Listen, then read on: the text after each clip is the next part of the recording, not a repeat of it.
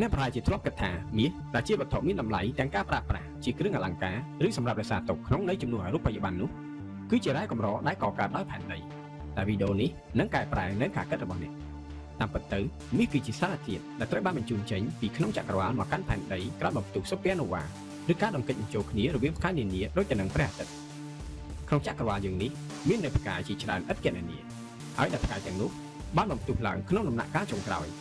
នេះក៏ដោយសារតែនាផ្នែកខាងក្នុងនៃផ្កាយតែក៏កើតមាននៅប្រតិកម្មនុយក្លេអ៊ែរជាប់អណ្ដាច់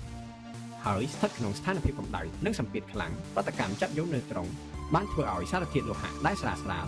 បំលែងជាសារធាតុធ្ងន់មានដូចជាមាស ប្លាទីន អ៊ុយរ៉ាញ៉ូមជាដើមនិងត្រូវបានបំផ្ទុះចេញចាកតាមរលកកំជួយទៅសពទិសទីនៃចក្រវាឡហើយក៏ត្រូវបានចាប់យកដោយជំនាញផែនដីនិងដំណាក់កាលដំបូងនៃការកកើតផែនដីបើតាមការសិក្សាស្រាវជ្រាវពីអ្នកវិទ្យាសាស្ត្របានសន្និដ្ឋានថាផែនដីកាលនោះបានចាប់យកនៅសារធាតុមាសដល់ទៅ60,000 លានតោនឯណោះត្រង់នេះអ្នកប្រហែលជាឆ្ងល់ហើយថាចុះបើលោហៈធាតុមាសច្រើនឡើងហេតុអ្វីវាមានតម្លៃថ្លៃបែបនេះនិងកំពុងបន្តឡើងថ្លៃឥតឈប់តែតាមពិតទៅសារធាតុមាសមួយផ្នែកធំត្រូវបានកសោបចូលទៅក្នុងស្នូលផែនដីនិងមានមួយភាគទៅប៉ុណ្ណោះដែលបានវិវត្តរាប់រយលានឆ្នាំនិងនាំយកមកកាន់សម្បកផែនដីដោយការបំផ្ទុះភ្នំភ្លើងឬចលនាបំលែងបំរួលនៃសម្បកផែនដីជាដើមបើតាមការគណនាពីក្រុមអ្នកជំនាញរ៉ែមាសដែលអាចទាញយកមកចម្រាញ់បានគឺមានប្រមាណ 26,000 តោនតែក្នុងនោះគឺគេបានប្រើប្រាស់អស់ 20,000 តោនរួចស្រេចទៅហើយចំនួនដែលនៅសេសសល់គឺអាចបន្តជីកយកប្រមាណ 16 ឆ្នាំទៀតប៉ុណ្ណោះដូចនេះ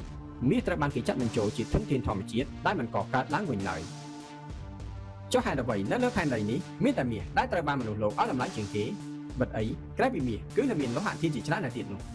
នេះក៏ដោយសារតែលោហៈមាសមាននៅស្ថិរភាពគីមីខ្ពស់ធន់នឹងភាពចាស់និងភាពពុកផុយដែលអាចរក្សាទុកបានយូរអង្វែងដោយមិនងាយប្រែប្រួលគុណភាពយ៉ាងទៀតមាសក៏មានភាពទន់បត់បែនងាយនឹងច្នៃជាវត្ថុផ្សេងៗ